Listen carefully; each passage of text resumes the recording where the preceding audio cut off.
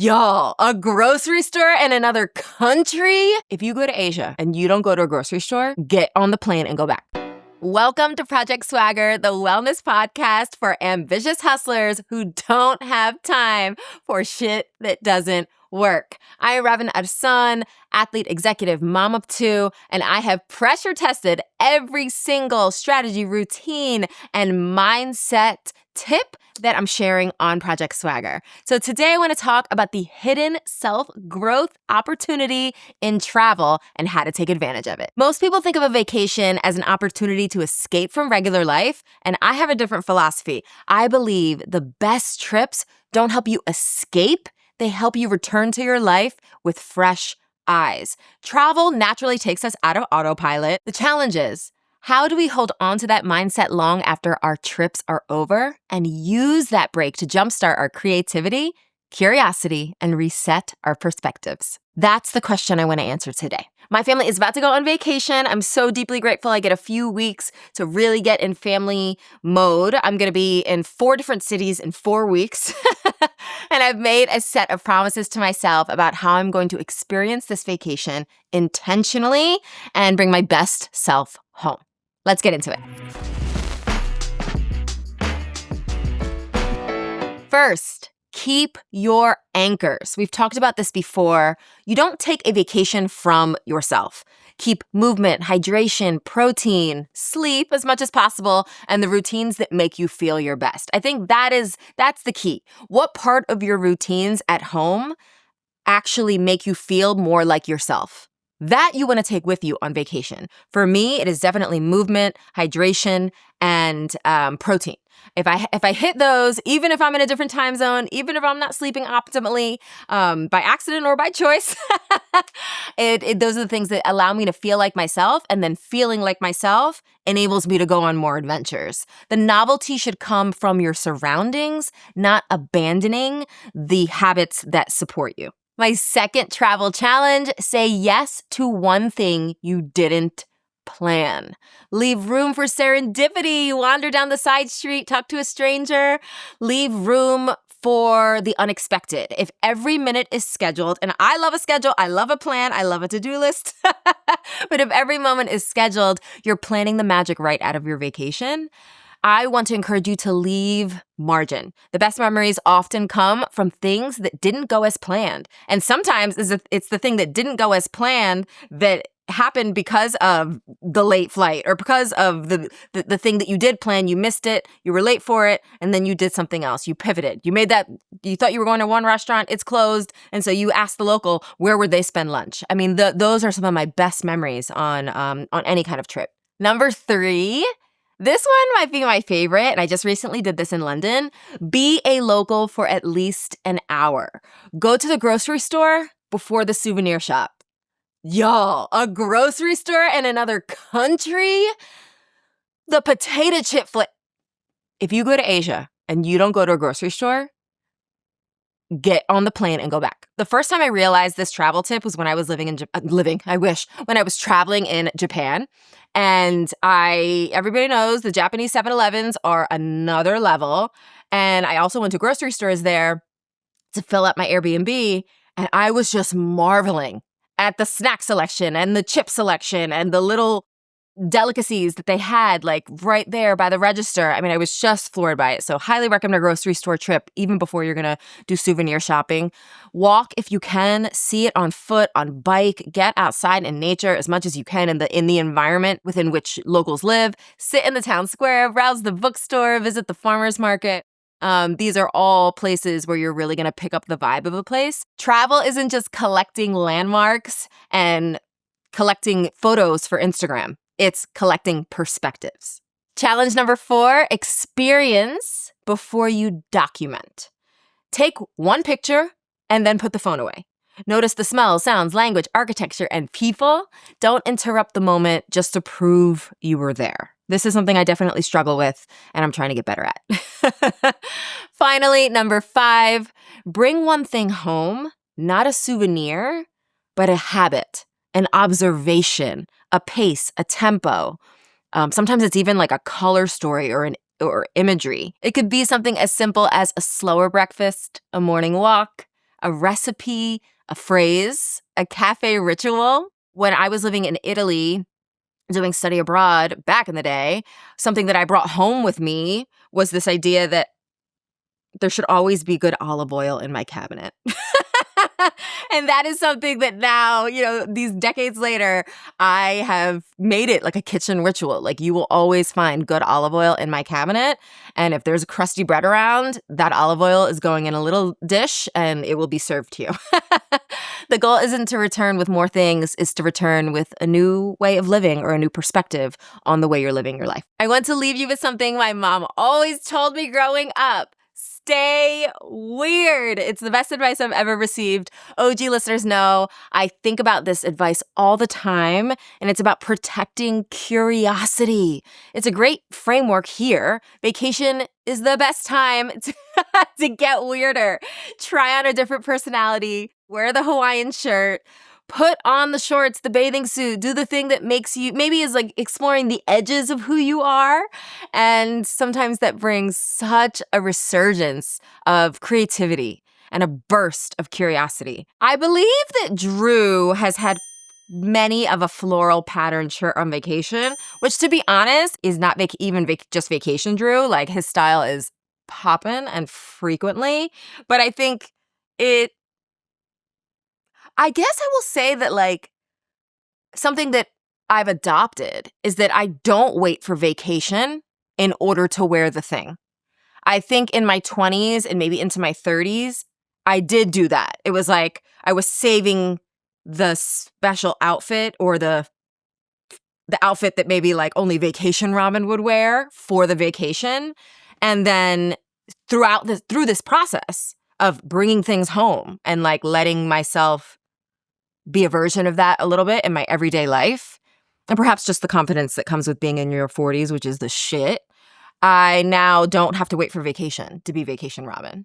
And there's still obviously opportunities that I'm like, sure, let's go horseback riding. I don't know how to do that, but I'll try, right? So there's activities, of course, that I just put myself in vacation mode, but I don't think that we should like use the china on a rainy day, on a random Tuesday. Like, literally just this last week, I had a random tea party with my kids because I went to a tea party in London and I was like, why do I have to wait till I go to London? Like, we're going to sit on the floor and we're going to drink some tea and eat some digestive biscuits. And it was awesome. So yeah, I think we probably see more floral shirts from Drew on vacation, but we don't wait for vacation to wear them. Spontaneity and humor are muscles you need to work out in order to build. Travel is the best time to put in those reps. I want to turn this to you. If you have a trip coming up, even if it's a day trip, even if it's a staycation, here is your call to action. Before you leave, write down one thing you're bringing home that isn't in your suitcase. Maybe it's protecting white space in your calendar, walking more, trying the unfamiliar, lingering over meals, or striking up a conversation with strangers. Here's the goal. I want your vacation to change the way you live after you get home. Share it with me. Call 1-877-ALL-SWAG. I want to hear what is a habit, a routine, a mindset shift, or just an observation that you are putting in your back pocket for this next upcoming season. This is You've Reached Robin, the segment where I answer your wellness questions. You can call and ask me a question at any time by dialing 1-877-ALL-SWAG. Today we have a question from Chelsea. Hi, Robin. This is Chelsea Powell. I've been training with you on the Peloton for many years, and now I signed up to get tickets to the HYROX competition. And it's sold out, but I'm still training for it because I'm manifesting that it's going to happen. My question for you, what is your advice for a first-time HYROX competition? Oh, I love this. Yay, Chelsea, I'm so excited for you. So those who are listening who don't know what HYROX is, it is a hybrid athletic competition where you're doing 8 1K runs and 8 functional movement workout stations. You run 5 miles throughout the entirety of the race. You can do it with a partner. You can do it solo. There are different weight levels. You're doing things like pushing a sled, pulling a sled, doing burpees, things like that. I love it. I've been doing HYROX for the past few years. So Chelsea, for my first timers, I would say find a training plan. Peloton has one. There are tons of apps and things online that you could find. But of course, Peloton's is really good. The thing I say about HYROX is that it is an endurance event. It is a run interrupted by short, hard workout stations. So overall, you want to develop your aerobic work capacity, but you need to be strong enough to carry and push and pull the things that are demanded of you throughout the race. So it really depends on your starting point, right? So if you consider yourself a pretty strong individual and you're working your way up into that aerobic capacity, then you're really, really prioritizing the runs. If you're a lifelong runner, if you did middle distance track in high school, and that's kind of your sweet spot, then probably you're going to get the most gains and move the needle the most by doing your strength work. That said, the thing I love about HYROX is that it really is that hybrid approach to we can run and run quickly for a decent amount of distance, and we're also strong. We can push and pull our own body weight or more. So that is what I would say is stick to the training plan, think about where you're starting from, and work on what you think you're not good at. Or where you have the greatest opportunity in terms of strength versus cardio. But it is a running event. 60% of the event is running. So I wouldn't say, look at the 8 functional workout stations and say, oh, I don't have much experience on the ski. Let me go all in 3 months training how to be a better person on the ski erg, because that's such a small sliver if it's at the expense of other things. So that is where I will leave you. And I think it's very smart to continue to train because there are so many HYROX races and invariably people drop out. So, and often they will release tickets a little bit closer to race day if they find that the venue has, in fact, more capacity than the HYROX organizers had planned. So shout out to you in your HYROX era. Love it. I like to end most episodes with a recommendation or mini reflection. And for this week's edit, I want to share my ESPYs takeaways. I've gone to the ESPYs for the past few years, and it is so inspiring to be in a room with the best of the best. I mean, truly, like Olympic gold medalists, NBA, NFL, WNBA, like the top of the game. And they are there for, a celebration, an award ceremony that honors the best in sport. And the ESPYs, it's an award show. I mean, it's really kind of like the Oscars for folks in sport. People are there in tuxes and gowns, and every media outlet is there covering it. Like, there's a classic red carpet. Like, it's a whole shebang. The past few years, they've done it in LA. They filmed it in New York's Lincoln Center. I mean, I got out of I almost said limo. What is it, 1997? I got out of the car and onto the carpet, and it was just Lincoln Center, which is an iconic venue in New York City, and you're walking up this purple staircase, and it just felt really grand. And I think that the athletes deserve that. And it's really, really cool to just have that ceremony to honor them. Marcelo Hernandez was the comedian who hosted the ESPYs. He knocked it out of the park. He was the first Latino to ever have hosted. And I think he did such a good job weaving in just jokes that were relevant to Latinos, but made them like cast a really wide net, and then honoring what we were all there for, which was the athletes and the different awards categories. I think one of the things that I took away from being at the ESPYs was the invisible work that it takes to be excellent.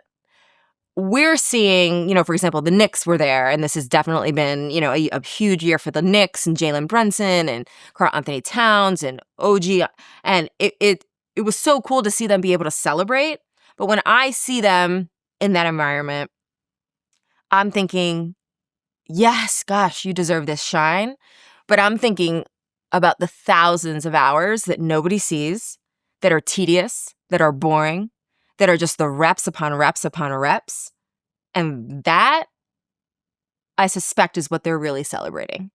They're not necessarily celebrating the shine. They're celebrating perhaps the win, the championship. But it's the championship as a result of thousands of small, tedious reps and decisions that they made collectively and individually. And then for the individual athletes, it's just wow. Like, I mean, you talk about Alyssa Liu, the ice skater who medaled in the Olympics. I mean, her mental health journey she's been really public about. And there were a few of the athletes in their speeches talk about their mental health journeys. And I thought, wow, this is such an inspiring environment for young athletes to grow up in, because they can see this is what greatness takes.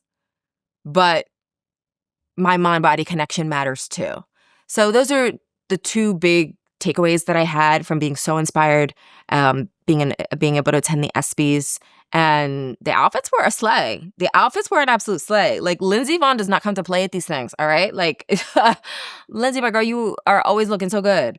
And then who else stood out to me on the carpet? Gosh, there were so many. I loved seeing Karl Anthony Towns and Jordan Woods. Like, they were so, so cute.